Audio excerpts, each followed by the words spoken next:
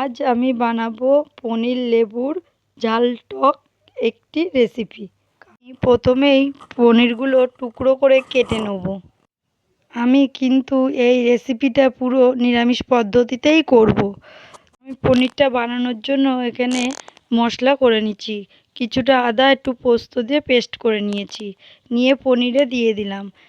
তারপরে টক দই দিয়ে দিয়েছি 2 চামচ, একটু গোলমরিচের গুঁড়ো দিলাম, খানিকটা লেবুর রস দিয়ে দিচ্ছি।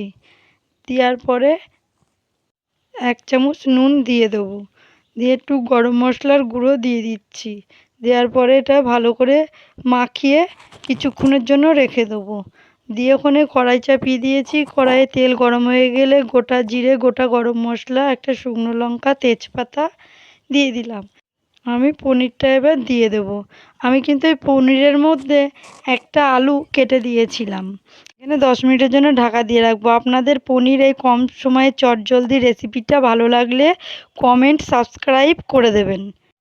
এবার আমি ঢাকাটা খুলে কিছুটা নেড়ে চেড়ে নিয়ে ধনেপাতা কুচি আর চেরা কাঁচা লঙ্কা দিয়ে একটু নেড়ে আমি নামিয়ে ফেলবো। আপনাদের ভালো লাগলে অবশ্যই কমেন্টে